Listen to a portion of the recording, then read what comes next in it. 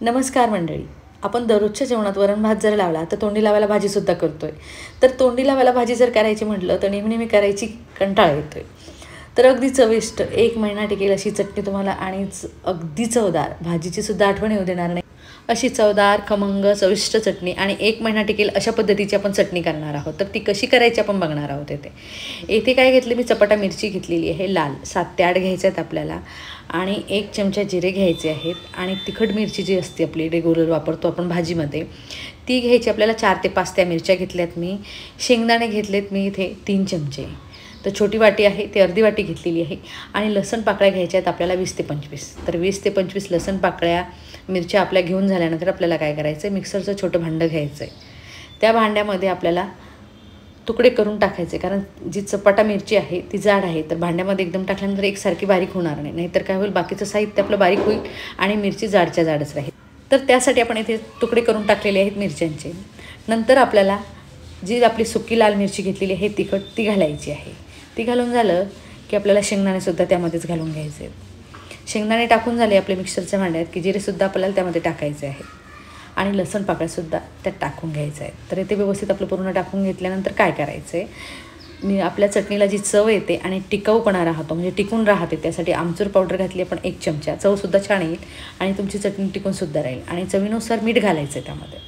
मीठ घालून झालं म्हणजे टाकून झालं की आपल्याला काय करायचं, जाडसर याचं वाटण करून घ्यायचं आहे. पाण्याचा थेंबही वापरायचा नाही. पाण्याचा थेंब वापरल्याने काय होईल, तुमची 1 ते 1.5 महिना चटणी अजिबात टिकणार नाही आहे. पाणी वापरायचं नाही आहे तिथे.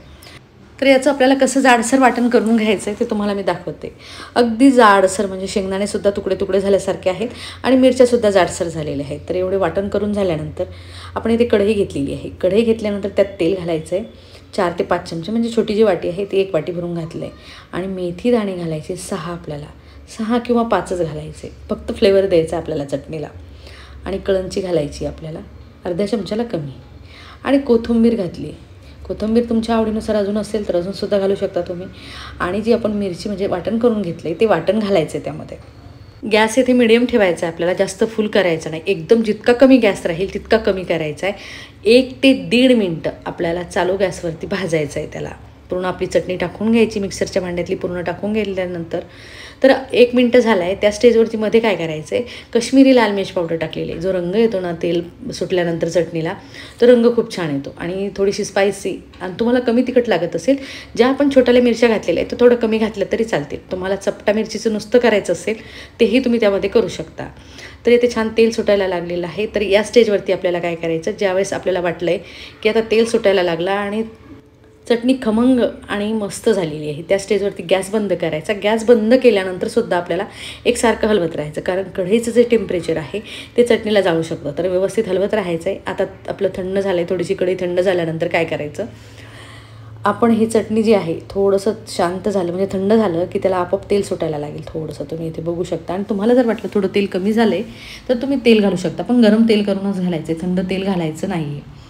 तर इथे व्यवस्थित आपली चटणी तयार झालेली आहे. तुम्हाला प्लेटीमध्ये काढून दाखवते.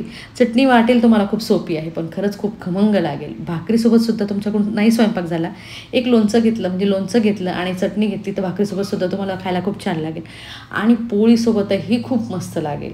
एकदा तरी ट्राय करून बघा. खूप काही साहित्य लागत नाही, तुमच्या घरात आहे तेच साहित्य लागते.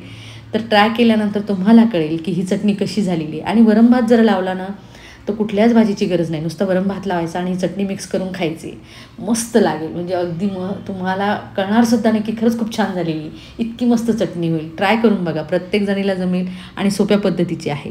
तर इथे आपण मस्त वरण भात घेतला आहे, त्याच्यावरती तूप घेतलं आहे, चिप्स तळून घेतलेत मी थोडेसे, कारण आज पोळी काही केलेलीच नाही मी. तर मस्त चटणी घ्यायची सोबत. वरण भात बघूनच तोंडाला पाणी सुटतं आहे ना, अशा पद्धतीची चटणी आहे.